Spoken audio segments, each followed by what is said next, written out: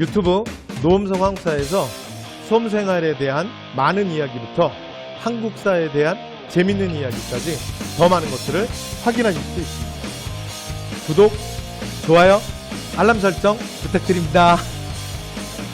자, 이제 성리학 세 번째 시간이에요. 자, 성리학 세 번째 시간인데, 자, 오늘 이제 뭐 사색당파, 성리학의 절대화, 뭐 이제 이런 기본적인 얘기들 다 할게요. 됐죠? 그래서 오늘은 보시면 제가 필기노트를 복사해봤죠? 그래서 요 이제 보시면 되는데, 얘가 한 장인데, 오늘 이거 한 장을 못 나갈 수도 있어. 그래서 끝자락 조금 남을 수 있거든? 다음 시간에 그냥 진행하겠습니다. 왜냐면 다음 시간에 여기 문제가 많지 않기 때문에 요거 조금 하고 문제 풀고 전체적으로 마무리할게요. 됐죠? 자, 그러면 시작할게요. 일단 사색당파부터 갑니다. 이거는 뭐 정치사에서부터 했던 거지 뭐. 그죠? 자, 첫 번째 북인. 자, 북인은 남명조식과 서경덕의 제자들이지.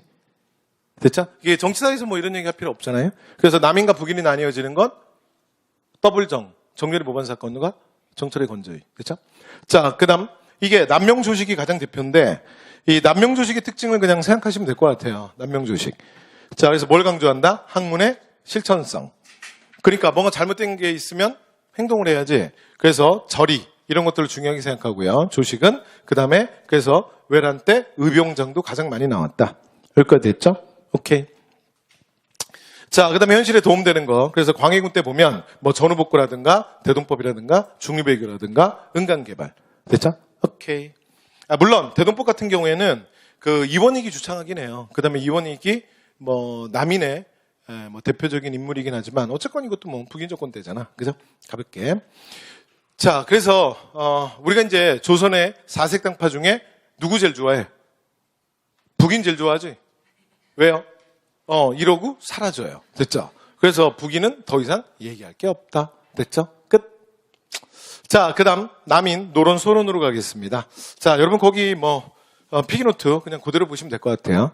자, 일단 첫 번째. 자, 남인은 태계 이왕의 제야잖아. 그 앞에서 했지. 그래서 도덕적 원리 이런 거 중요하게 생각하는 거. 근데 그 다음에 여러분 남인들을 이해하는 가장 기본 키는 뭐냐면 일단 남인들이 뭘 되게 중요하게 생각한다? 남인들은 항상 어디에 있어? 무조건 향촌사회야. 됐죠? 이 사람들은 관심이 늘 어디가 있는 거야? 향촌. 그리고 이 사람들이 머무는 데가 어디야? 향촌. 그래서 남인을 이해하는 키는 남인은 항상 어디에 있다? 향촌. 이거 이해하셔야 돼요. 자, 그래서 향촌사회의 안정. 그래서 이제 이들이 얘기하는 게 뭐냐면 기본적으로 조세. 세금 많이 거두면 안 된다야. 됐죠? 이런 얘기하는 거야. 그 다음에 그래서 기본적으로 원래 정통 남인들은요. 여러분 요거 하나 기억하셔야 돼요. 정통 남인들은 기본적으로 명분론을 되게 중요하게 생각해. 그러니까 신분제를 흐트러뜨리는 걸 완전히 싫어해. 그러니까 무슨 얘기냐면 이 향촌사회 남인들은 사실은 이 사람들이 무슨 뭐 엄청난 관직이 있는 것도 아니야. 그러면 아니 도대체 저 쌍꺼풀이랑 나랑 구분이 없잖아. 무슨 말이 돼요? 그러니까 대표적으로 남인들은 전통적으로 호포법. 예를 들어 호포가 뭐예요? 이제 양반도 군포내라. 그러니까 농민들만 아니라 그래서 가우별로 해서 상민 혹은 양반 혹은 군포내라. 이게 뭐야? 호포제죠. 그런데 남인들은 기본적으로 호포제 같은 거 무조건 싫어하는 거야. 이해돼요? 왜냐면 향촌사회, 그러니까 서인들은 노론들은 그러니까 주로 중앙에 있고 중앙에서 많이 관직을 갖고 있잖아. 그러니까 농민은 확실히 차별화가 되지 않습니까? 그런데 향촌사회 사실은 이 남인들은 뭐 농민이랑 다를 게 뭐야. 맞죠? 그러니까 이렇게 사실은 비슷해지는 걸 완전히 싫어해요. 됐죠? 그 다음에 또 하나 서울 차별 완화. 이런 것도 완전히 싫어해. 그러니까 서울이 어찌 사족이야. 서울이 서울이지. 그러니까 이런 입장이 누구다? 남인입니다. 됐죠? 그래서 남인에 대해서 하나 기억해 두시고. 그래서 제가 여기 향촌사회로 남인을 묶은 거야. 이해 됐죠? 남인 항상 어디에 있어? 향촌사회에 있어. 됐죠? 자, 그 다음에 남인들은요, 크게 이제 또 학문적 경향으로는 두 쪽으로 나눠지게 되는데, 자, 하나가 근기남인, 그 다음에 또 하나가 영남남인이야. 그러니까 근기남인이라는 게 뭐야? 이게, 그렇지, 경기도 남인이고요. 그 다음에 영남남인이라는 건 경상도 남인이지. 여기까지 되신 거죠? 오케이. 자, 그런데, 그나마 사실은 영남지방에서 좀 털을 잡고 좀 그래도 좀 목소리를 내는 게 영남남인이야. 근기남인은 완전 무너져. 그러니까 가장 대표적인 잔반이지, 잔반. 되죠? 이게 왜 그러냐면, 수도권인데 더 좋은 동네 아닌가요? 아니야. 왜 그러냐면 그 경기 근처가 완전 서인판이야. 완전 노름판이야. 그러니까 이게 노름들이 꽉 잡고 있기 때문에 사실은 이 경기도에서는 남인들은 거의 양반 행세를 못해요. 이해됐죠? 그래서 정권에 제일 먼저 소외되는 사실 남인이 근기남인들이에요. 경기도 근처의 남인들. 여기까지 됐죠? 오케이. 자, 계속. 자, 남인들은요, 18세기 이후에 정계에서 배제당해. 근데 이거 앞에서 우리가 정치사 할 때 하잖아. 그러니까 이건 지금 우리가 성약하는 거니까 그냥 제가 정치사 뭐 저랑 여기 안 하신 분들도 계시지만 그냥 한번 얘기해 보면 이게 무슨 사건이야? 무슨 왕국? 갑술왕국. 기억나시죠?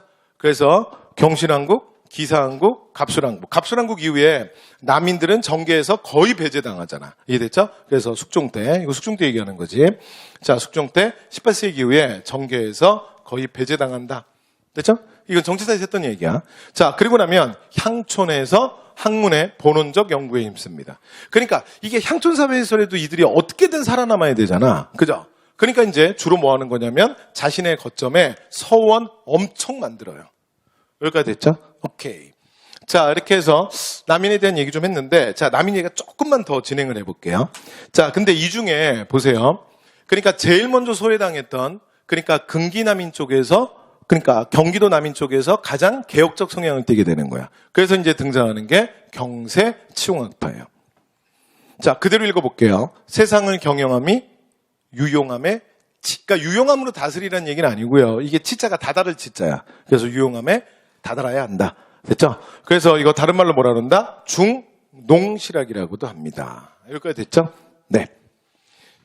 자, 그래서 이 중농실학자들은요, 특징이 뭐냐면, 그러니까 근기남인의 이 뿌리를 두고 있는데, 자, 이 사람들은 조선의 향촌사회를 망치는 주범이 누구야? 바로 지주제야. 그래서 지주제야말로 없어져야 된다. 그래서 이 사람들은 지주제 폐지를 주장하는 사람들이야. 여기까지 됐죠? 지주제를 폐지해라.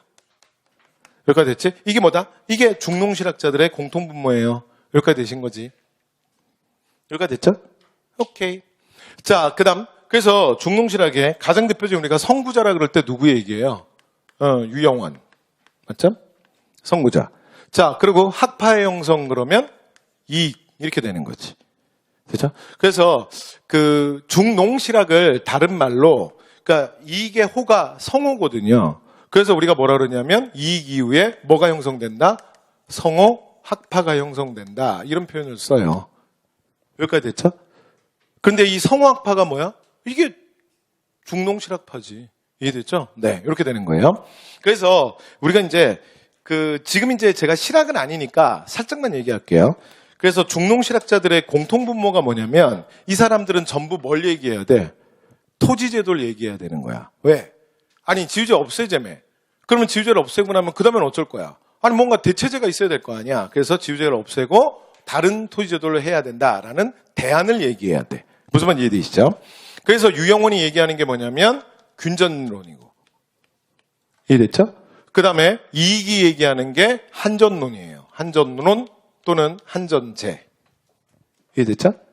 자, 그 다음에 성학파는, 그 다음에 이제 둘로 나눠지거든요. 자, 성학파가 둘로 나눠지는데, 성호 좌파가 있고, 거기 여러분 써있죠? 그러니까 필기노트에는 다 써있잖아. 그래서 그냥 보시면 될 것 같은데. 자, 성호 좌파가 있고, 그 다음에 성호 우파가 있어요. 여러분, 지금도 우리가 좌파 우파란 말 쓰잖아. 맞죠? 그 다음에 보통 역사에서 좌파 우파라고 말할 때는 뭘 얘기하는 거야? 좌파가 좀 더 개혁적 성향이, 좀 더 많이 진보적인 사람들이고, 우파가 좀 더 보수적이고, 우리가 이렇게 많이 사용을 하죠. 똑같아요. 그래서 이 성호학파가 둘로 나눠지는데 하나가 좀 더 과격한, 훨씬 더 진보적인 그룹이고, 그 다음에 한쪽은 조금 더 보수적인 그룹이야. 그죠? 그런데 성호 좌파 우파라는 말은 뭘 통해서 나누는 거냐면 천주교를 통해서 나누는 거야. 됐죠? 여기 기준이 누구다? 기준이 천주교입니다. 천주교. 그러니까 됐죠?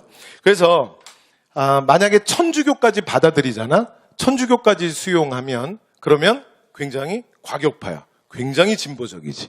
여기까지 됐어요? 이렇게 되는 거예요. 자, 그래서 이 성호 좌파의 대표가 누구냐면 정약용이에요.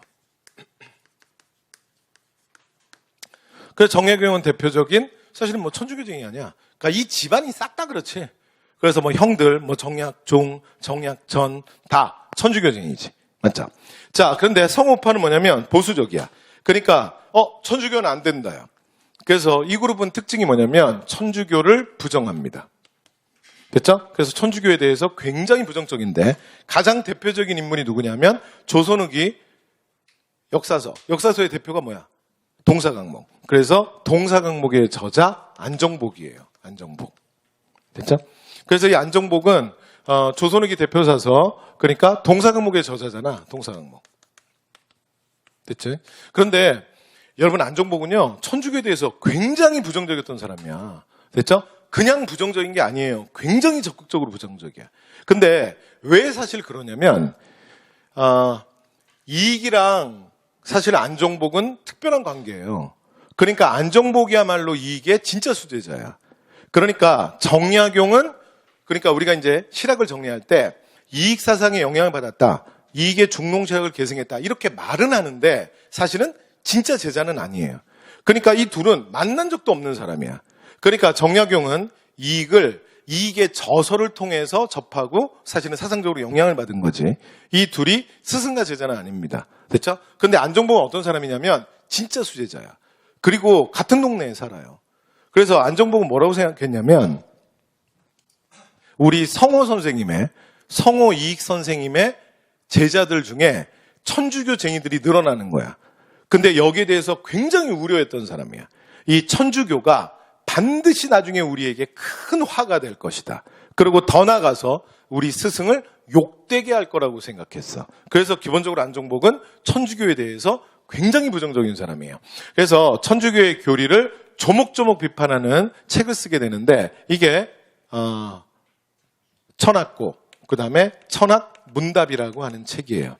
근데 여러분, 이 책이 최근에 이거 2번이나 기출됐어. 그래서 무조건 기억하셔야 돼요. 그래서 안정복의 천학고, 천학문답은 다시 한번 얘기하는데 뭐라고요?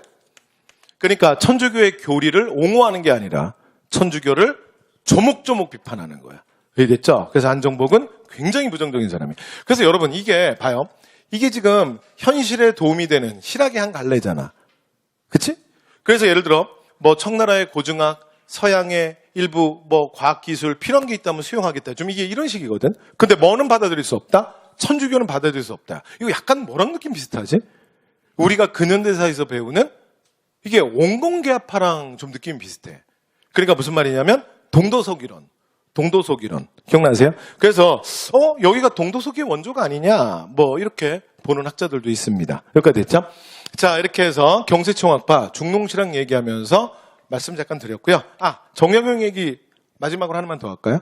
그래서 이익은 한전론이고, 그래서 정약용도 뭔가 토지제도를 얘기해야 되잖아. 그래서 정약용의 토지제도는 뭐예요? 여전론이지. 여전론. 그런데 전라도 강진에 유배가고 나면 사상이 조금 부드러워져요. 조금 부드러워져서 여전론에서 마지막에는 정존론으로 바뀌게 되지. 여기까지 됐죠? 오케이. 자, 이렇게 해서 남인 얘기 다 했습니다. 끝. 자, 그 다음. 자, 이제 노론과 소론 갈게요.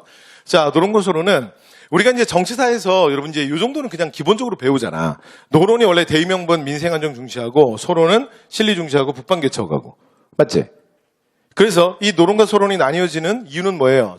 1680년 경신왕국 때 사실은 이 남인용모 사건 때 남인에 대한 처리를 어떻게 할 거냐. 강경파가 노론, 온건파가 소론. 기억나요? 자, 이게 누구냐면 자, 이의 학풍을 계승하는 송시열 그룹이고 한쪽은 성원의 학풍을 계승하는 윤증 그룹이지. 이렇게 되시는 거죠. 자, 이렇게 나뉘어지는 건 이건 우리가 어디서 한 거냐면 이건 정치사 얘기야. 됐죠? 지금 성략적 정계는 사실은 학문적 논쟁이지. 이해되셨죠? 오케이. 그래서 정치사 얘기를 참고로 잠깐 말씀드린 거였어요.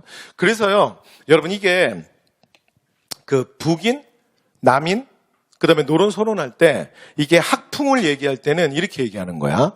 그러니까 북인은 누구의 제자들이야? 남명 조식의 제자들이야. 됐죠? 그래서 여기 거기 써 있죠? 그래서 뭐라 그러는 거야? 남명학파라 그러는 거야. 됐죠? 그러니까 서경덕도 있잖아요. 근데 화담 서경덕은 개경제 근처인데 거기는 그룹이 너무 작아. 그래서 북인은 대다수가 어차피 남명 조직의 제자들이야. 그래서 그냥 남명학파라 그래. 근데 그에 비해서 남인들은 퇴계 이황의 제자들이죠. 그래서 여기는 뭐라 그러냐면 퇴계학파라 그러는 거지. 무슨 말인지 이해되셨죠? 자, 그 다음 노론은 율곡 이의 제자들이잖아. 그러니까 이걸 뭐라 그래요?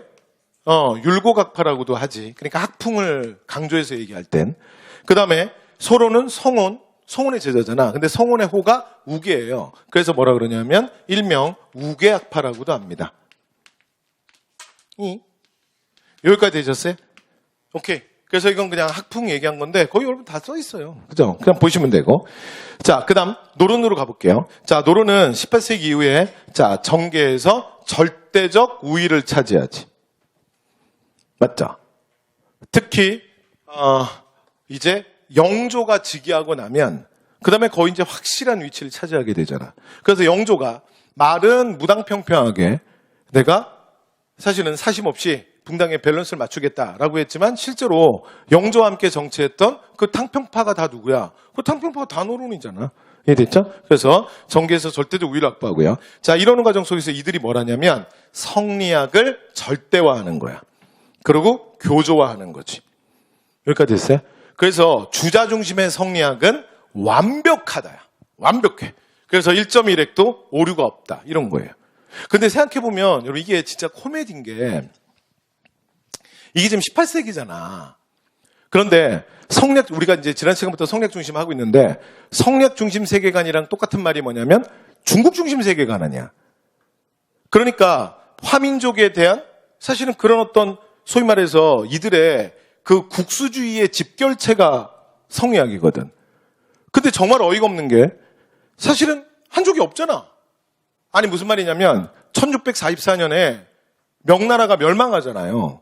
그러면서 이들이 지금 누구의 지배를 받고 있어? 오랑캐의 지배를 받고 있지. 그러니까 중국 중심 세계관인 성리학은 폐기 처분의 대상이야. 시대성을 다한 거 아니야. 근데 어이없게도 18세기에 이들이 어떻게 하고 있는 거예요? 그럼에도 불구하고 성리학은 완벽하다야. 야, 이게 진짜 말이 되니?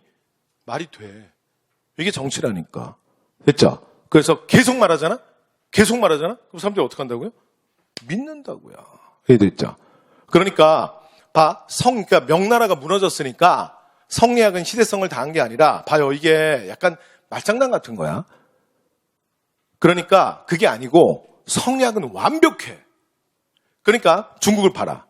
중국이 성리학을 실천한다고 그래놓고 실천 안 했잖아. 그래서 망한 거야. 그러니까 우리는 어떻게 해야 돼? 성리학을 더 완벽하게 실천해야 돼. 뭐 이런 얘기예요. 됐죠? 황당하지? 됐죠? 자, 그래서 이게 뭐다? 성리학의 절대화, 교조화. 뭐 이런 거야.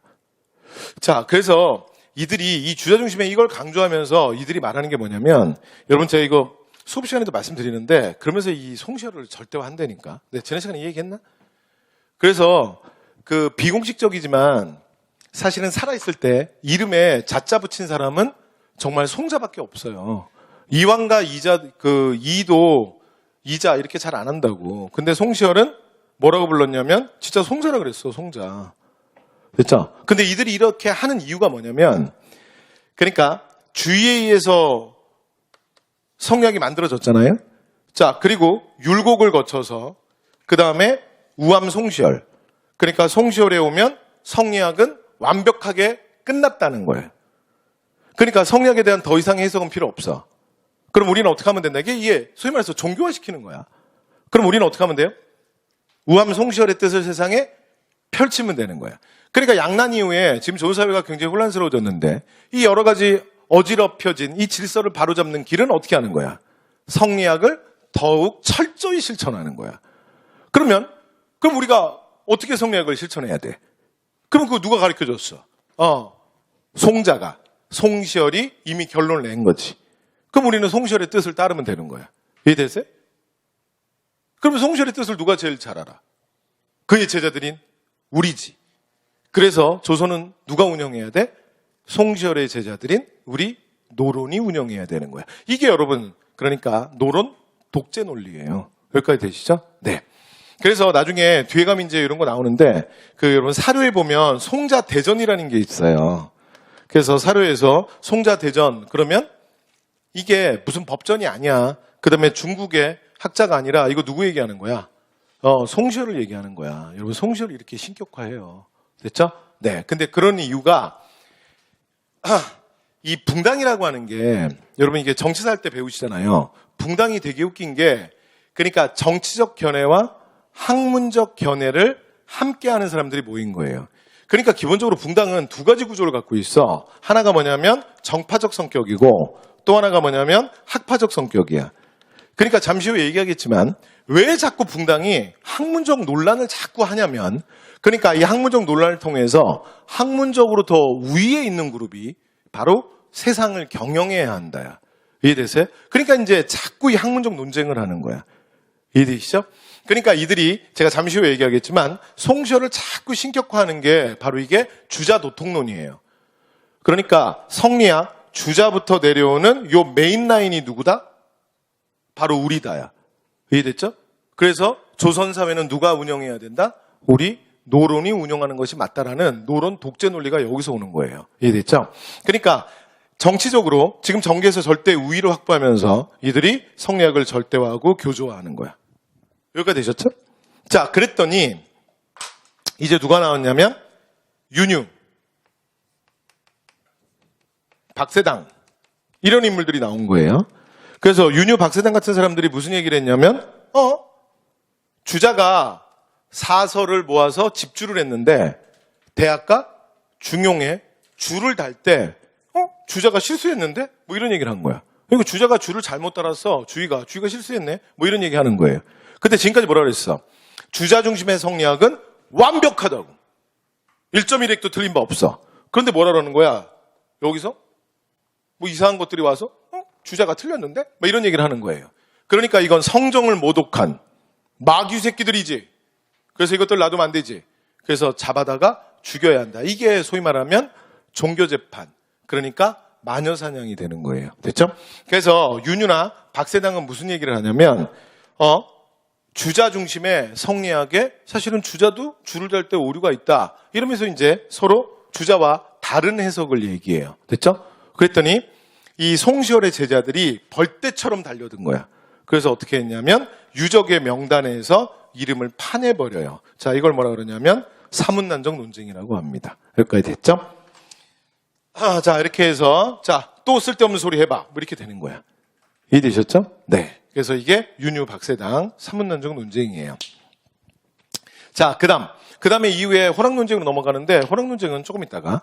자, 그 다음에 서론 좀 가볼게요. 자, 서론은요, 성원, 그 다음에 이제 윤중이유로 이어지는데, 자, 이들은 그러니까 노론에 비해서 성리학에 대해서 비교적 탄력적 이해를 해요. 그러니까 가장 대표적인 게 뭐냐면 그 송시열이 특히 그렇게 치를 떨었던 윤휴, 됐죠? 그 다음에 또는 뭐 이황, 자, 윤유나 이황의 여러 가지 사상에 대해서도 자, 이들은 비교적 관대한 편이야. 그래서 여러분 이걸 정치사에서 여러분들이 배워요. 그래서 사실은 윤유에 대한 입장 차이, 이것 때문에 스승과 제자였던 송시열과 윤증이 제대로 붙잖아.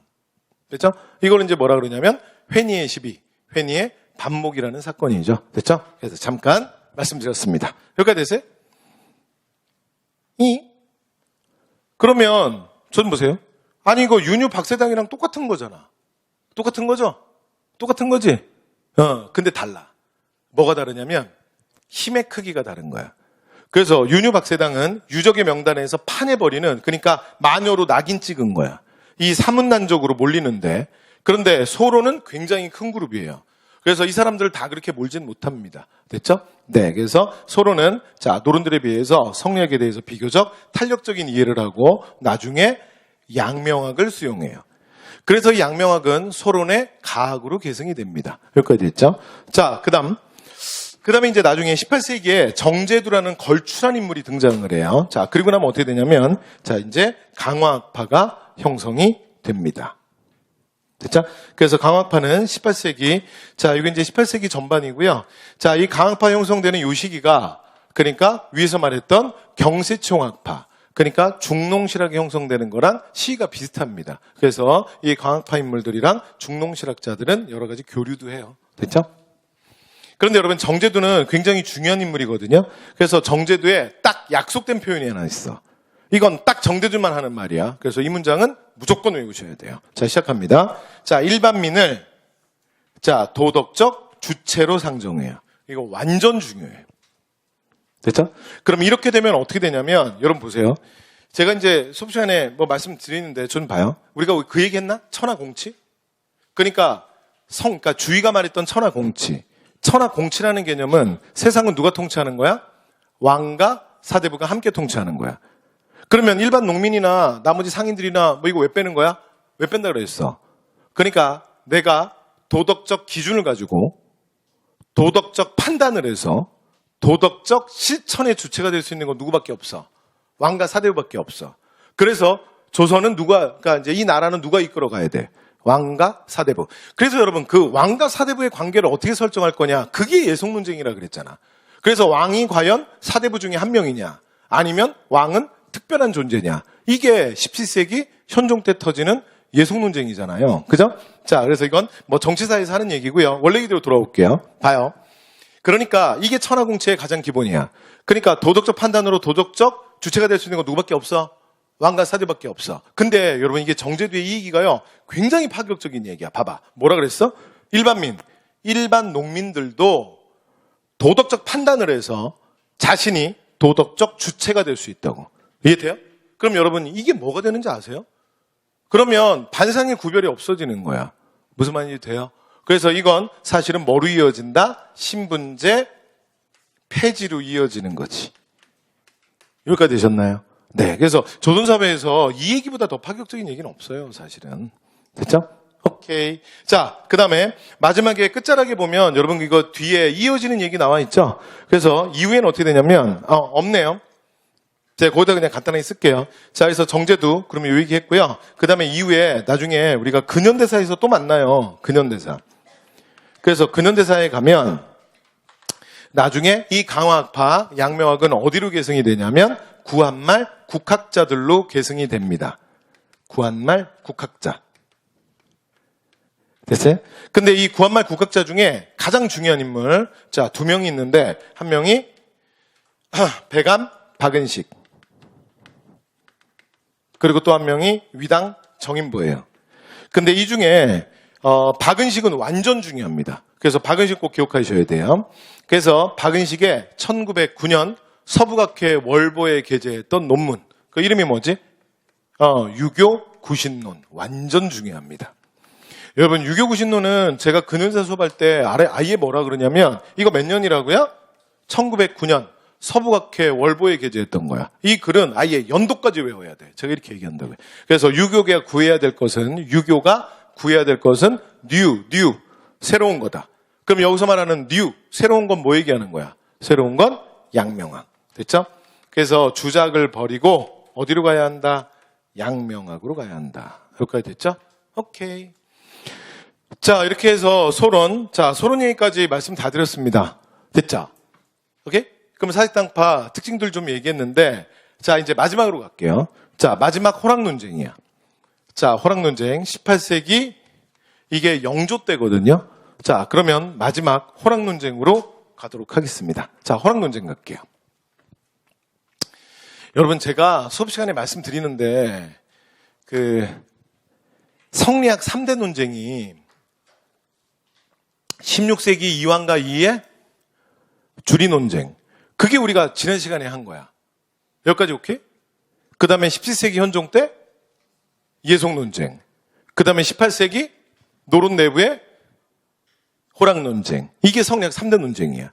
그래서 이 세 개 중에 하나는 시험에서 만나시는 거야. 이해됐죠? 셋 중에 하나는 만나시게 될 거예요. 자, 그러면 마지막 호락 논쟁으로 갈게요.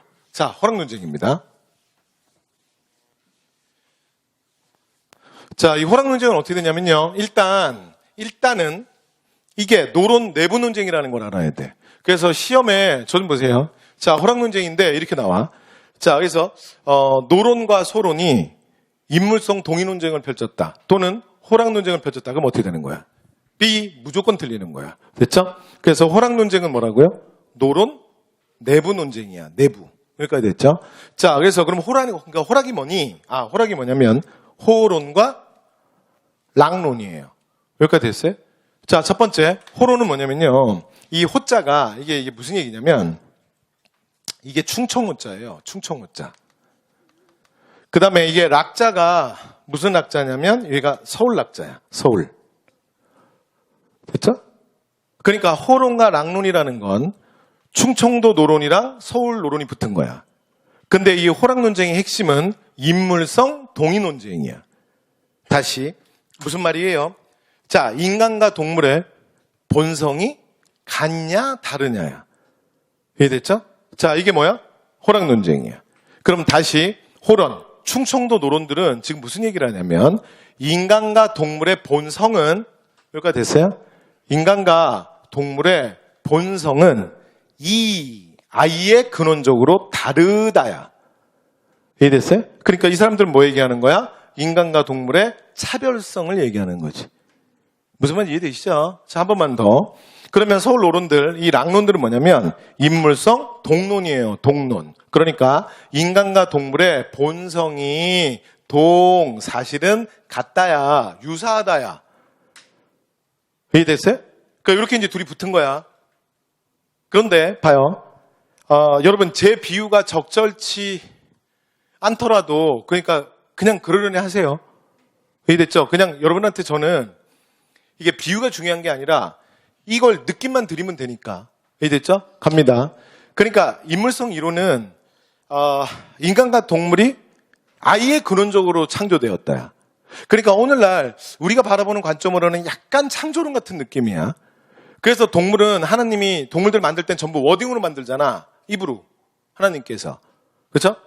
돼지 뿅 이렇게 되는 거야. 토끼 뿅, 기린 뿅. 이해돼요? 이렇게 되는 거고. 근데 오직 사람만 자신의 형상대로 흙으로 직접 빚어요. 그리고 코에 생기를 불어넣잖아. 그러니까 인간만 특별히 만든 거지. 그러니까 인간과 동물은 아예 근원적으로 창조되었다. 아예 다르다야. 그런데 여기는 약간 진화론적인 느낌이 나지. 그러니까 이건 여러분 비유니까 비유는 그냥 비유로만 들으세요. 그래서 인간도 동물의 하나야. 맞죠? 그래서 뭐 동물의 이제 가장 뭐 진화된 형태다. 이렇게 보는 거죠. 자, 그래서 인간과 동물의 유사성을 얘기하는 거예요. 여기까지 됐지.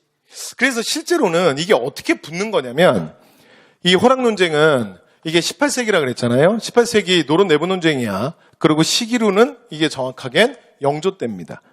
됐죠? 그런데 당시의 노론에 그러니까 산림이라고 불리는 사람이 누구냐면 권상아야. 권상아. 여러분 이게 권상아 누군지 기억나? 우암 송시열의 수제자. 송시열이 기사왕국 때 전라도로 유배를 갔다가 숙종이 올라오라 그래가지고 국물 연다고 올라오라 그래가지고 올라오는데 그 올라오는 송시열 올라온다는 얘기를 듣고서 숙종이 또 금방 마음이 바뀌잖아. 그죠? 내 마음 나도 몰라 하냐. 아침 다르고 밤 다른 사람이잖아. 그래서 막상 오면 또 그 늙은이 보기 싫은 거야. 그걸도 보기 싫은 거야. 그래서 어떻게 하냐면 송시열한테 잽싸게 택배 내려보내잖아. 기억나요? 그래서 전라도에 도착한 송시열이 사약을 받는 거 아니야. 죄인은 사약을 맞죠? 그래서 이제 전라도에서 사약 먹고 송시열이 죽잖아요. 그때 그 송시열의 수제자들이 사약과 함께 대거 내려가요. 그런데 이 권상아는 그러니까 송시열 같은 대학자들은 수제자라는 타이틀을 가지고 있는 사람만 막 30명씩 된다 그랬잖아. 근데 진짜 베스트 오브 베스트야. 그래서 그 중에서도 수제자라는 타이틀을 가진 사람이에요. 그래서 마지막에 송시열이 이제 사약을 먹고 죽을 때 그 송시열의 입에다가 귀를 대고 이해돼요? 마지막 유언을 들은 사람이야. 근데 송시열이 진짜 대단해. 그 사약을 먹고 죽는 과정에 마지막으로 유언을 말했는데 그 유언이 뭐야? 명나라 신종에 제사를 지내야 한다. 무슨 말인지 알겠어요? 뭐 하라고? 내 제사가 아니라 명나라 신종의 제사를 지내야 한다고. 무슨 소리예요? 지금 명나라가 없지? 중국이 청이지? 그러면 명나라 신종의 제사를 청나라가 지내 안 지내? 안 지내지? 우리가 지내야 한다요. 이해돼요? 그럼 질문. 도대체 명나라 신종은 또 누군데? 누구냐면 제조지은 바로 우리의 조선을 만든 건 태조 이성계지만 우리의 조정을 다시 세워준 건 명나라 신종이지. 명나라 신종이 뭐 했는데? 임진왜란 때 응원군을 보내서 조선을 구원했잖아. 이해돼요? 그래서 명나라 신종의 제사를 지내야 한다. 돼요? 그래서 그 유언대로 권상아가 충북 괴산에다가 명나라 신종의 서원을 만드는데, 제사 지내는 서원을 만드는데, 이게 만동묘예요. 나중에 그 대영문 집권 이후에 서원에 워낙 폐해가 많으니까 서원을, 대대적으로 전국에 있는 서원을 700개에서 800개를 다 밀어버리잖아. 근데 그때 노론, 그러니까 벽파들, 이 노론들의 정신적 지주였던 사실은 충북 괴산, 이게 충북 괴산이거든요. 자, 충북 괴산에 있는 만동묘를 시범적으로 제일 먼저 미는 거 아니야. 왜냐면 이게 송시열의 유언이었기 때문에 이 만동묘가 밀리면 노론은 난리가 나는 거예요. 됐죠? 그래서 이게 명나라 신종의 제사를 지내는 곳이라 그랬잖아. 사당. 돼요? 네. 그래서 이 만동묘가 백성들을 엄청 괴롭히고 폐해도 많다 그랬죠? 그래서 이 만동묘에서 화양묵패라는 걸 돌리는데, 우리 집에 화양묵패가 오면 우리 집 망하는 날이라 그랬잖아. 왜냐면 제사에 제사비를 얼마를 걷는다 그랬어요. 상상 그 이상이라 그랬지. 그래서 이 화양묵패를 받으면 무조건 집을 팔아야 돼요. 됐죠? 얼마 전에 어저께인가요? 그 뉴스 보니까 어저께인가 뭐 서울의 평균 집값이 7억을 넘어섰다면서요. 그쵸? 문제야. 그러면 7억을 벌려면 내가 도대체 한 달에 얼마씩 모아서 몇 년을 벌어야 되죠? 네. 그냥 거품인 것 같은데. 그죠? 근데 그 거품이 너무 오래돼서. 자, 보세요. 자, 어쨌건. 자, 권상아의 만동묘. 됐죠? 여기, 요 라인. 그래서 당시에 권상아가 가장 권위 있는 산님이야. 노론의 산님. 됐죠? 이게 권상아의 두 제자가 붙은 거야. 그래서 자, 첫 번째, 이 호론이 누구냐면 한원진. 그리고 랑론이 누구냐면 이간이에요. 됐죠? 이렇게 두 제자가 붙은 거야. 권상아의 두 제자. 되죠? 근데 이게 그러니까 인물성 이제 동의 논쟁이라고 우리가 하는데요. 그래서 인간과 동물의 본성이 같냐, 다르냐, 이런 얘기야. 됐죠? 그래서 이제 이게 뭐라고요? 노론 내부 논쟁이야. 그래서 이제 이게 둘이 엄청 붙었는데, 자, 여기서 질문. 좀 생뚱맞지 않아? 아니, 무슨 얘기냐면, 갑자기 인간과 동물의 본성 얘기를 왜 하는 거야? 아니, 뭐, 조선의 노론들에게 다윈이라도 왔던 거야? 무슨 갑자기 누가 진화론이라도 얘기했어? 갑자기 왜들 이래? 이 얘기 왜 이렇게 해? 이게 이유가 뭐냐면요.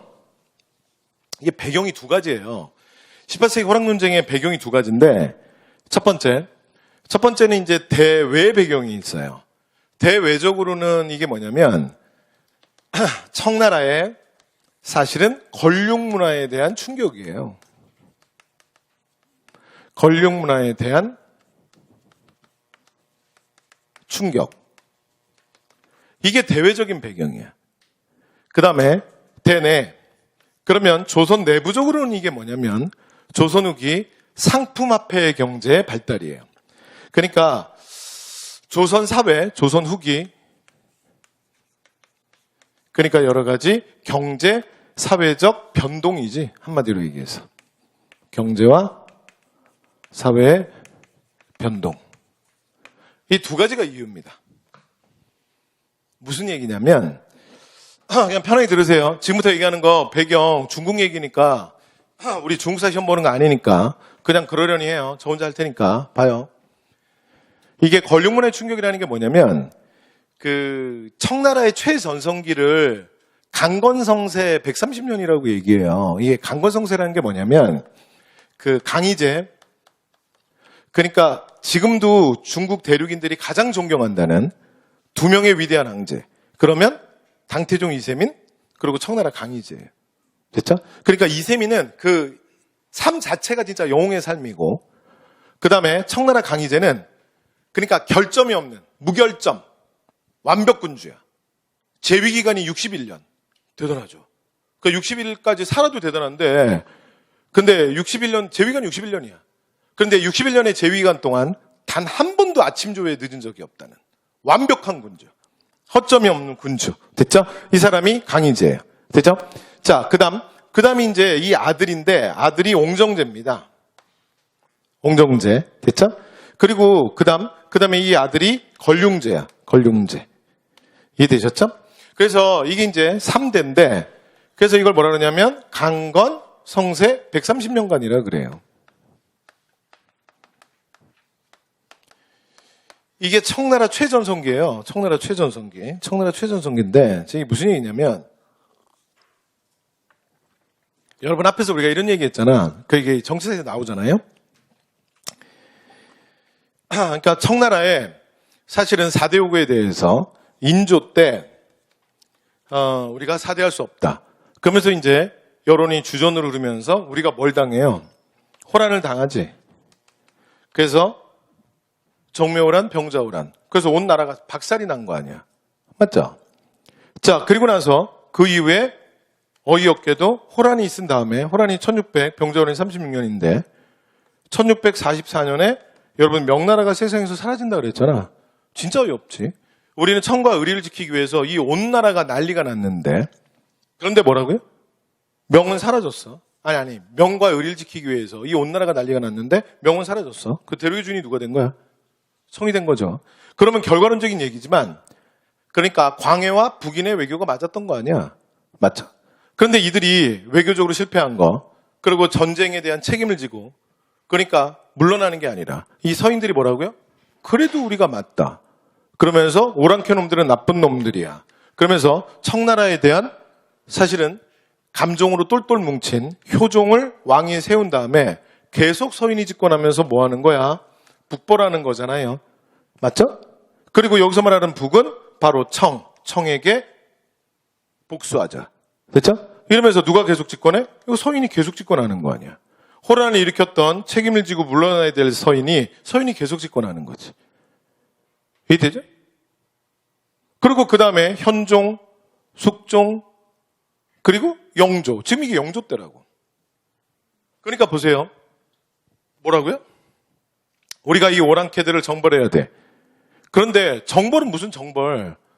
청나라 엄청 잘 나가. 이게 청나라 최전성기예요. 강건성세 130년간. 그래서 똘똘한 강희제, 옹정제, 권륭제가 연달아 등장하면서 청나라가 엄청 잘 나가는 거야. 그러니까 이 권륭문화라는 게 뭐냐면 바로 권륭제 정도가 되면 청나라가 정말 잘 나간다고. 물론 이전에도 그랬지만. 망한다며. 뭘 망해? 그래서 여러분 우리가 오늘날 청나라를 뭐라고 말하냐면 청나라에 대한 이런 표현이 있어요. 청은 350분의 1의 미스테리의 나라야. 이게 뭐냐면 18세기에서 19세기 넘어갈 때 중국 한족의 인구가 3억에서 4억이야. 3억에서 4억. 그런데 당시에 만주족, 청나라의 만주족의 추정 인구가 100만이에요. 무슨 말 하는지 아시겠어요? 그러니까 한 주먹거리도 안 돼. 100만 명밖에 안 되는 만주족들이 엄청난 역사적 전통과 문화적 자긍심으로 똘똘 뭉친 3억에서 4억에 이르르는 한족들을 안정적으로 300년간 통치한 나라가 청나라의 비밀이야. 그래서 이걸 청나라를 350분의 1의 미스테리라 그래. 그러니까 여러분 보세요. 지금 말도 안 되는 서인들이 북벌을 얘기하고 무슨 북벌이야 북벌은. 그리고도 사실은 우리는 외교적으로 호란이 된 책임이 없어. 그리고 계속 집권하는 거 아니야. 맞죠? 그런데 이들도 하나 사실은 비빌 언덕이 하나 있어.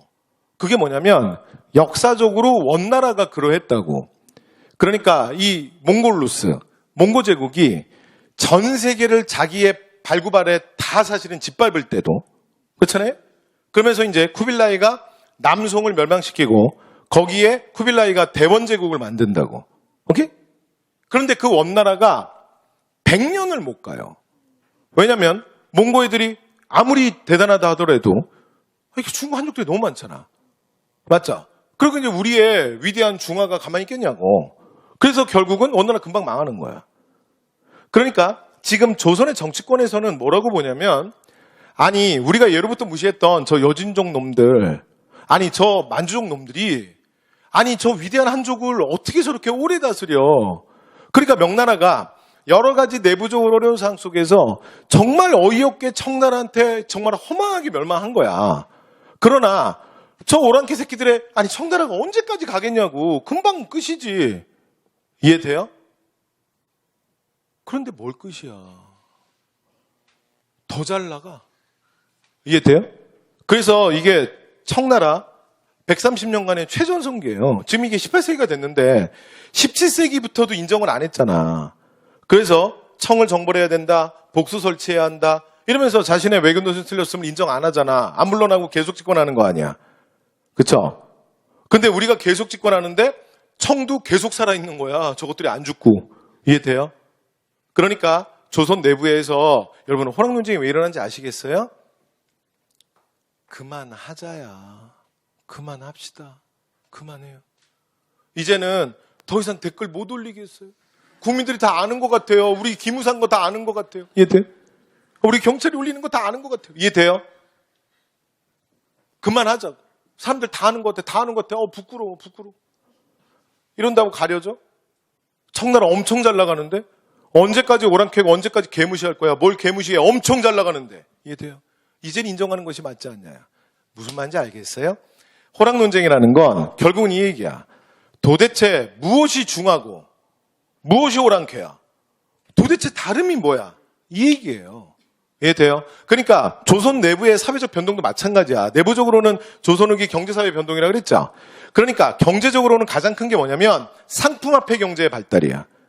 그러니까 조선 후기 상품화폐 경제가 엄청나게 발달하잖아. 그러면서 뭐라고? 사, 농, 공, 상. 장사치, 장사꾼. 맞아? 뭘 맞아? 이해돼요? 엄청난 도구들, 대자본가들이 출연하는데. 그러면서 이들이 수공업, 상화, 그 다음에 수공업, 농업 이런 데도 막 손길을 뻗어오는데. 이해돼요? 그 다음에 이들이 정치권에도 엄청나게 로비하고. 아니 도대체 무엇이 진짜고 무엇이 가짜야? 그 다음에 사회도 마찬가지야. 이건 뭐냐면 신분제가 향촌사회에 내려가잖아요? 그럼 신분제 완전 무너졌어. 내려가면 다 양반이라니까. 누가 도대체 쌍놈이고 누가 양반이야? 그래서 조선 후기에 가면 여러분 특히 18, 19세기 정도가 되면 그러니까 대우 같은 데 가면 10명 중에 6명, 10명 중에 7명이 양반이라니까. 다 양반이라 그랬잖아. 그래서 19세기에 만들어지는 욕이 쌍놈이라 그랬죠. 모두 양반인데 당신만 상민이에요. 그럼 뭐가 되는 거야? 욕이 되는 거야. 이해됐죠? 그래서 생각해보면 쌍놈이 어떻게 욕이야? 쌍놈이 상민이란 얘기인데 상민이 다 상민인데 아니라니까. 이제는 다 양반이야. 그러니까 누군가에게 상민이라고 그러면 그게 욕이 되는 거예요. 이해됐죠? 그러니까 한조사회 가서 아무데나 가서 막 이리 오너라 이런 거 하면 안 돼요. 이해됐죠? 그럼 다 뭐라 그러겠어요? 네가 오너라 뭐 이렇게 다 해요. 이해돼요? 그러니까 그런 거 아무데나 하는 거 아니야. 이해돼? 그러니까 봐. 도대체 뭐가 양반이야? 아니 뭐가 쌍놈이고. 이해돼요? 이게 호락 논쟁이에요. 그만합시다. 그럼 봐요. 지금 누가 반발하는 세력인지 알겠어? 이제 댓글 못 올리겠다고 국민들이 다 아는 것 같아. 우리가 댓글 올리는 거. 이해돼요? 지금은 누가 반발하는 거야? 그렇지. 이게 락론이에요. 그만합시다. 이제 그만합시다. 인간과 동물의 본성이 정말 달라? 같은 거 아니야? 도대체 무엇이 중화야? 청나라가 저렇게 잘 나가고 그 다음에 선진국이고 부강하면 여진족이 세웠다 하더라도 만주족이 세웠다 하더라도 중화로 인정하는 것이 맞지 않냐. 이게 인물성 동론이에요. 여기까지 되셨어요? 오케이. 자, 그래서 이제 이렇게 나뉘어지게 되는 거고요. 자, 갑니다. 자, 그럼 누구의 승리로 끝나냐면 호론의 승리로 끝나게 됩니다. 됐죠? 그래서 권상아가 한원진의 손을 들어줘요. 여기까지 됐어요? 다시 한번 정리해 볼게요. 뭐라고요? 권상아가 한원진의 손을 든다고. 그래서 호론이 이기는 거야. 그래서 락론은 정계에서 밀리는 거야.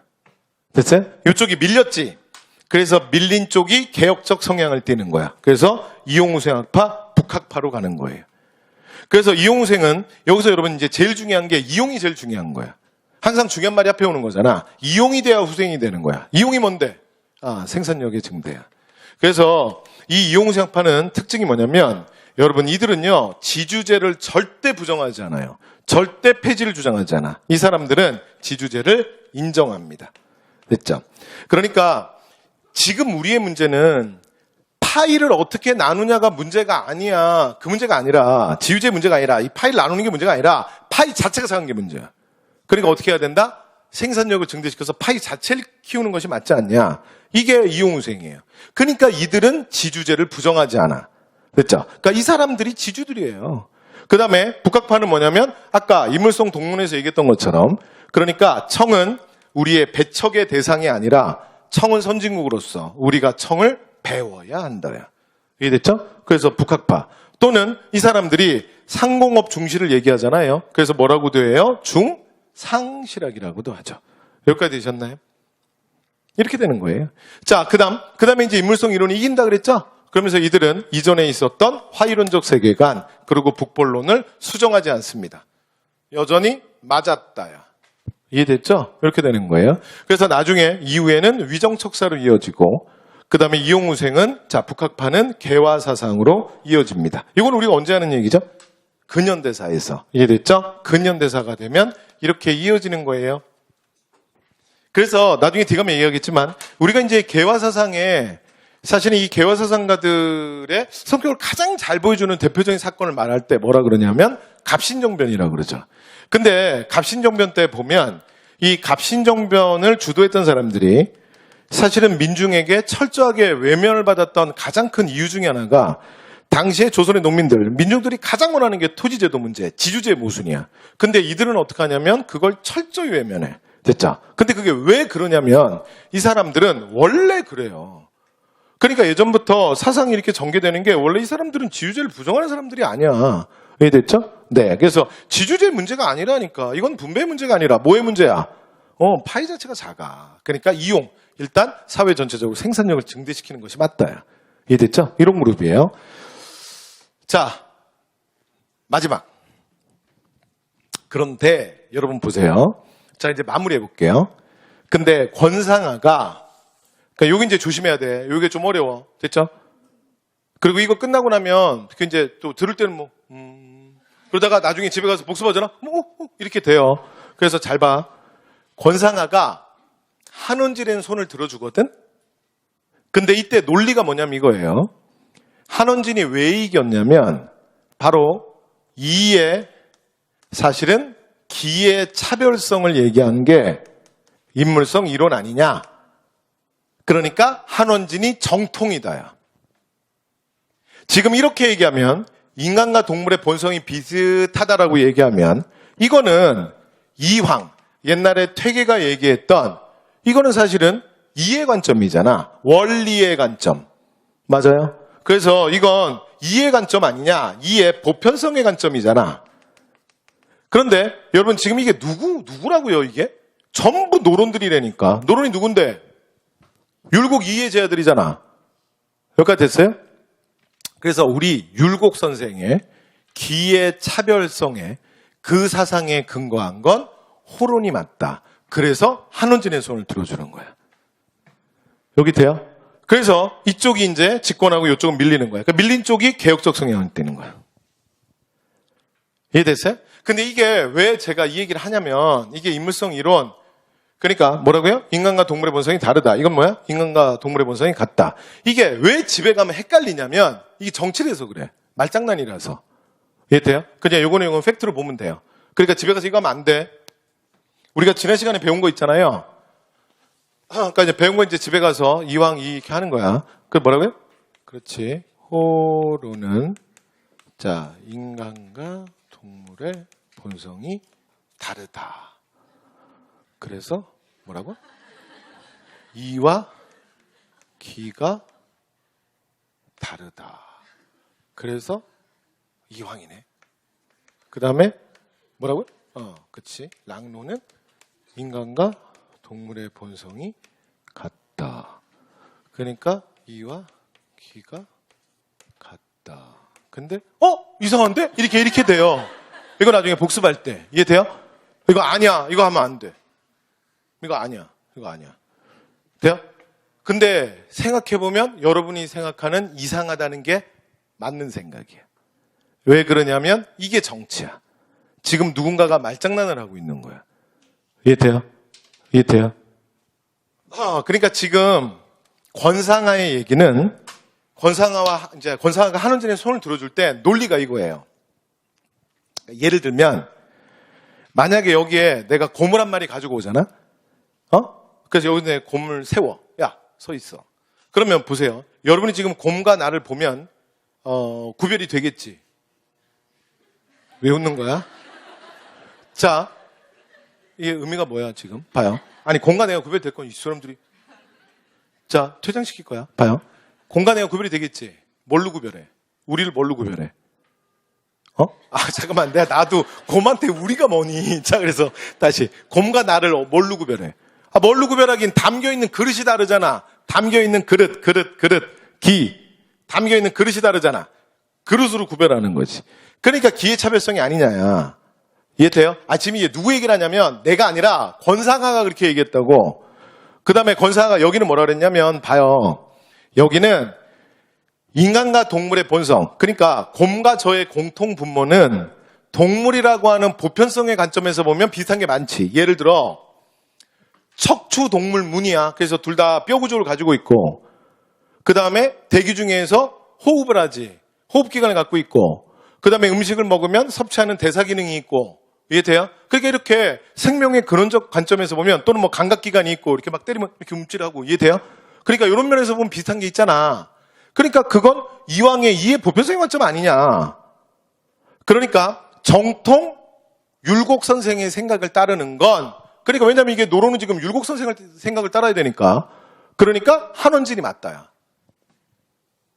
이해돼요? 이렇게 권상하가 한 거예요. 됐죠? 그런데 이건 어떻게 되는 거냐면 권상하는 처음부터 한원진을 이기게 해야 되는 거야.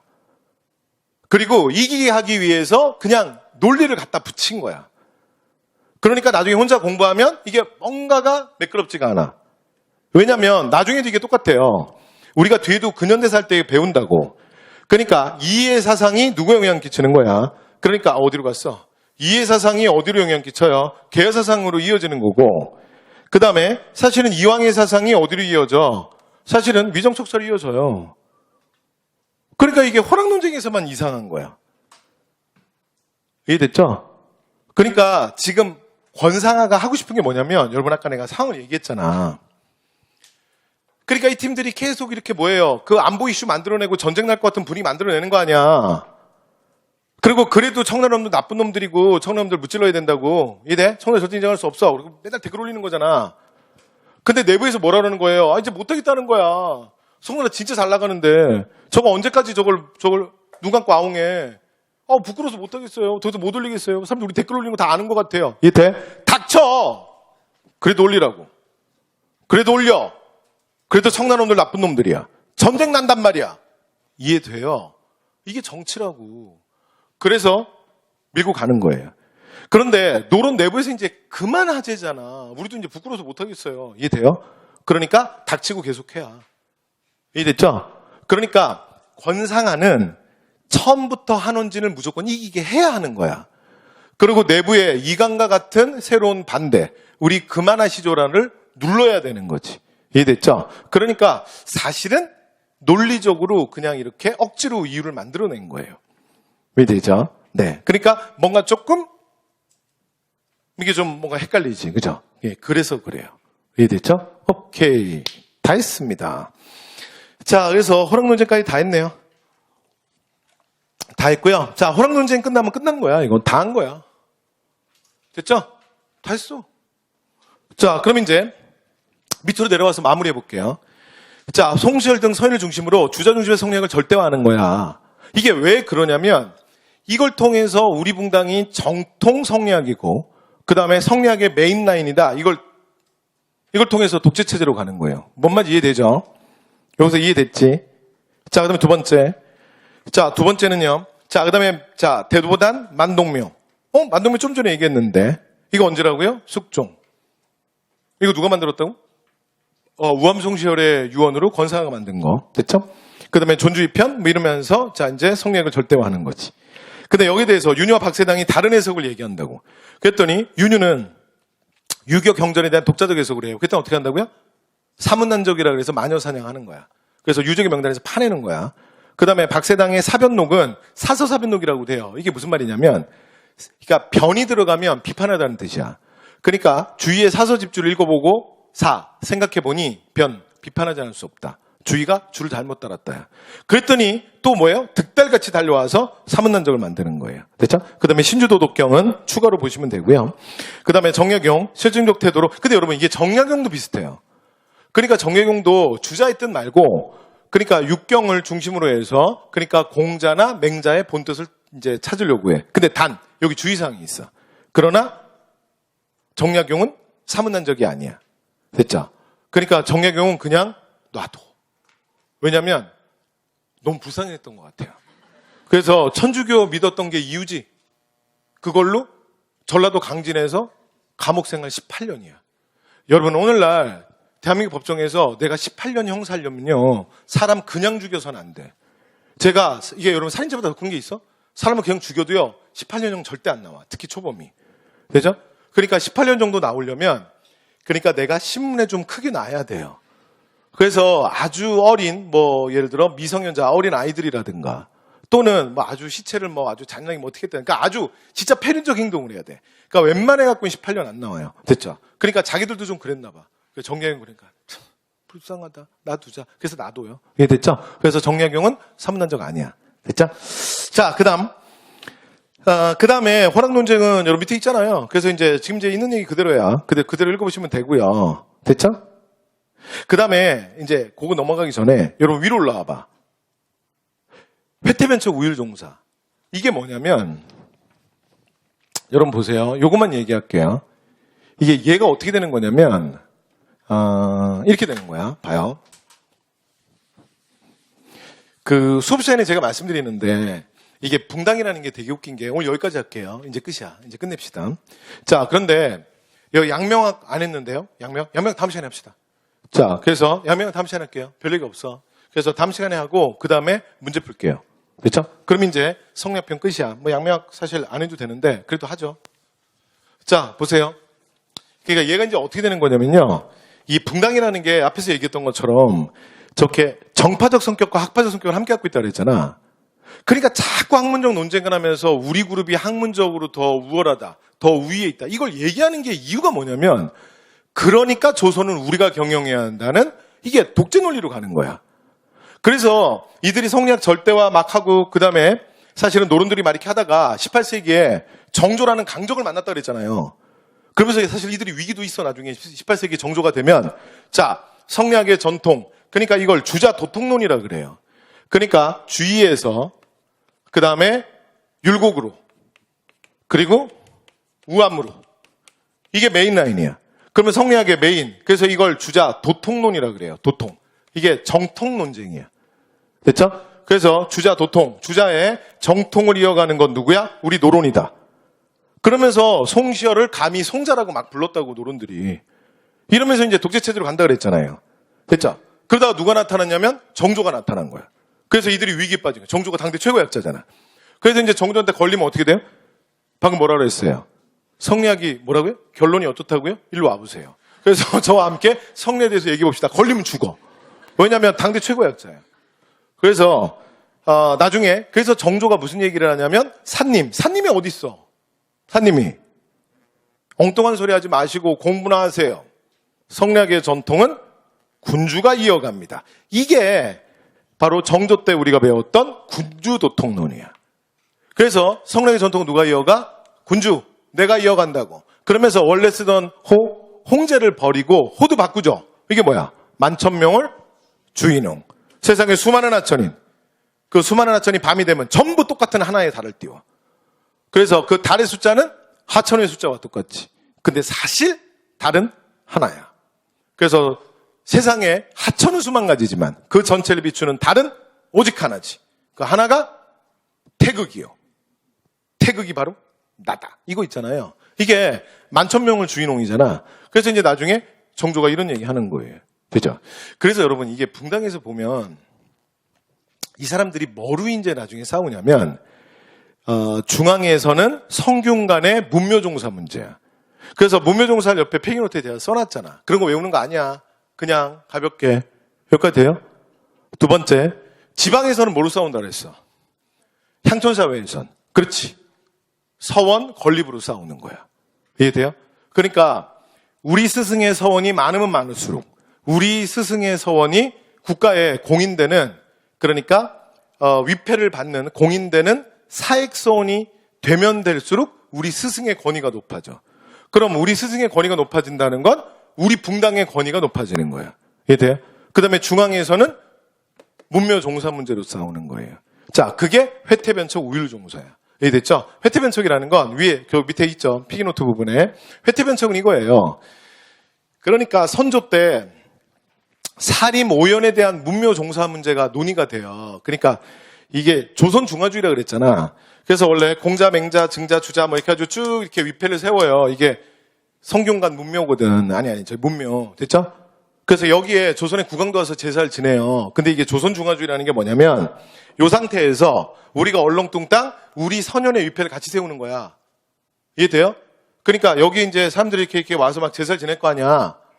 그럼 여기 공자님, 맹자님 위패 있잖아. 근데 여기에 우리 걸 얼렁뚱땅 세우는 거야. 그래서 어떻게 하냐면 여기에다가 이렇게 설총 이렇게 여기다 이렇게 채치원 이렇게 하나씩 세우는 거예요. 그럼 시간이 지나면 이거 조금씩 늘려. 이해되세요? 그다음에 또 뭐 이렇게 안양 이렇게 괜찮은데 이거 좀 밸런스가 깨졌어요. 그래서 이거 하나만 더 합시다. 정몽주 이렇게 이해돼요? 그래서 우리 학자들도 이렇게 다 막 세워 위패를. 근데 공자님한테 제사 지낼 때 이거 같이 지내거든. 그러니까 이게 조선중화주의야. 그러니까 중화가 대단한데 사실 우리도 그렇다 뭐 이런 거야. 이해돼요? 그래서 우리 스승의 위패가 여기 올라가는 게 엄청난 일이에요. 됐죠? 그래서 선조 때 사림 사실은 사연에 대한 문묘종사 문제가 이게 본격적으로 논의가 된 거야. 됐죠? 그래서 그 조광조 그다음에 뭐 김갱필 뭐 이제 김한국 이런 인물들 여기까지 됐죠? 근데 나중에 선조가 이걸 해줄 것처럼 하면서 끝까지 안 해줘. 그러면서 공이 광해로 넘어와. 그래서 광해군 때가 되면 사림 오현에 대한 문묘종사 문제가 되는 거야. 됐죠? 그런데 그 나중에 사림 오현이라고 할 땐 여기 두 개에 누가 추가가 되냐면 이 회태변척이라는 게 뭐냐면 그러니까 회제와 퇴계야. 그러면 회제가 누구냐면 이연적, 퇴계가 누구냐면 이황이야. 근데 이게 광해군 때거든.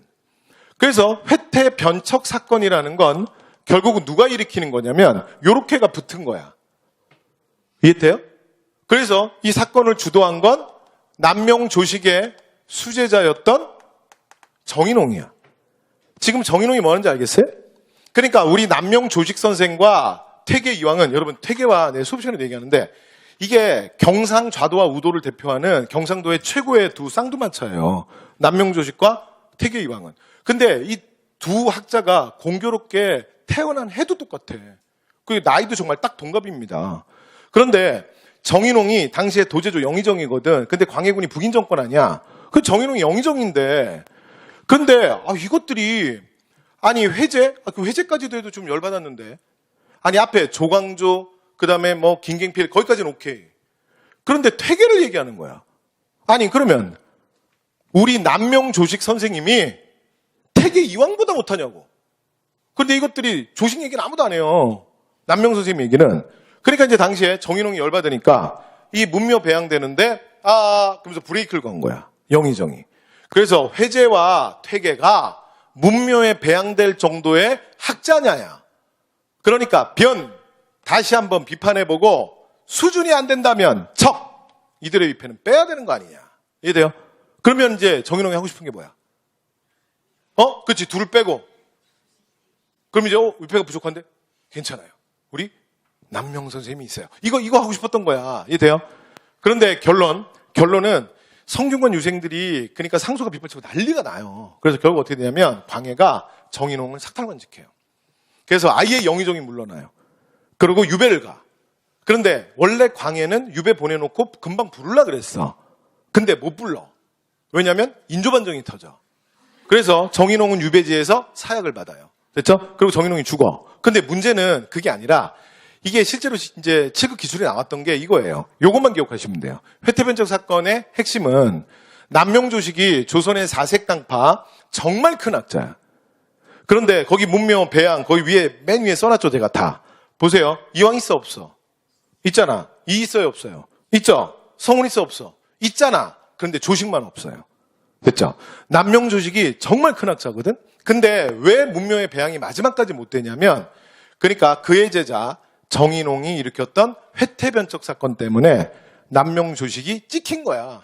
이해됐죠? 그래서 마지막까지 문묘에 배양되지 못해요. 됐죠? 그래서 이게 예전에 7급 기출에도 나왔으니까 가볍게. 그 다음에 우율종사는 똑같은 거야. 됐죠? 그럼 우율이니까 누구겠어? 눈치로. 우율이니까 율이 누구죠? 누구겠어요? 율곡이죠. 그럼 우는? 우계라 그랬잖아요. 그러니까, 누군지 알겠다. 성혼과 이해됐죠? 그러면 우율종사 문제는 또 뭐겠어? 누가 맞겠어? 아니, 그러니까 이 둘을 문매에 배양하려고 하는 사람 누구겠어? 누구긴? 서인이지. 그럼 누가 맞겠어? 남인. 이해됐죠? 이게 2라운드야. 숙종 때. 이해됐죠? 네. 그래서, 자, 배양하려고 했더니 남인들이 뭐라는 거야? 진짜 웃긴다, 야. 야, 율곡이 어딜 들어오니? 아니, 율곡이 어디 우리 태계선임이랑 레벨이 같으려고? 진짜 어이없어? 이거예요. 이해돼요? 자, 그래서 안 돼. 이거야. 그래서, 여러분, 그 숙종 때 보면 경신왕국, 기사왕국, 난리가 나잖아요. 그래서 결국은 경신왕국 이후에 서인들이 집권하지. 그래서 서인들이 일당 전제가 되잖아요. 그래서 성혼과 율곡의 위패를 넣어버린 거예요. 이해됐어요? 이게 우율종사야. 근데 무슨 사건이 터져?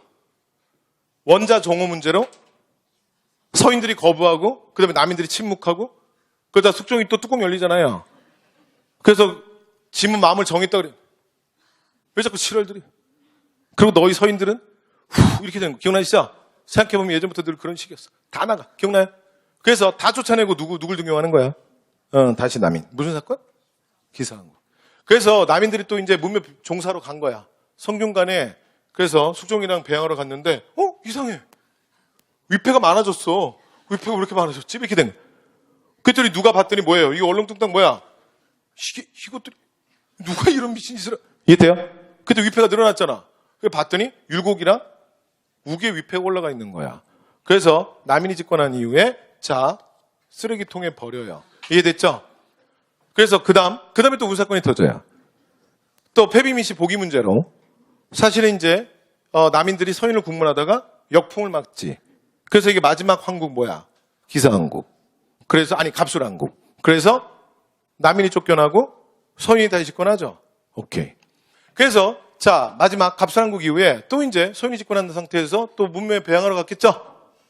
그래서 제사를 갔더니 무슨 일이 벌어졌어요? 우리 율곡 선생님 위패가 없어졌어. 맞죠? 이 미친놈들이 갖다 버렸어. 이해돼요? 네. 그래서 다시. 그래서 결국은 갑술왕국 이후에 완전히 배양돼요. 됐죠? 그래서 이건 이제 뭘 보여주냐면요. 외우지 말고. 그러니까 이게 붕당의 그러니까 특징을 여러분 좀 이해하시면 돼요. 붕당이라는 게 정파적 성격과 학파적 성격을 공유하는 거야. 그러니까 자꾸 지방에 서원을 많이 만들어서 대단한 학자임을 자꾸 보여주고자 하는 거고 그 다음에 성균관 문묘에 위패를 넣으려고 하는 거야. 그래서 저희가 이런 얘기 하잖아요. 유명한 학자들의 서원들을 여러분 나중에 이렇게 좀 노도장 찍어두시면 좋아요. 그래서 나중에 시험에도 나왔어요. 근데 우리가 퇴계 선생을 얘기할 때 퇴계의 대표적인 서원이 도산 서원이잖아. 안동의 도산서원. 맞아요? 오케이. 그런데 이의 서원은 뭐죠? 하면 굉장히 많아요. 이의 서원이. 그래서 대표적으로 우리가 파주의 자운서원이라고 하는데 그거 말고도 그러니까 사액서원만 이는 전국에 10개가 넘어요. 그게 사실은 뭘 보여주는 거야? 이게 뭘 보여줘? 그러니까 조선 후기 정계를 누가 주도했다는 거야? 그렇지. 율곡의 제자들이 주도했음을 보여주는 거지. 이해됐죠? 그래서 이런 걸로 나중에 다투게 됩니다. 됐죠? 이렇게 해서 성리학의 절대화 얘기까지 말씀 다 드렸어요. 끝. 자, 다 했습니다. 다 했고요. 자, 그 다음에 이제 양명 얘기만 남았는데, 양명부터는 아까 말씀드린 것처럼 다음 시간에 합시다. 그래서 다음 시간에 요거 하고요. 그 다음에 문제풀이 하면서 지금까지 했던 얘기 마무리하겠습니다. 오늘 여기까지 하겠습니다. 여러분 수고 많으셨습니다.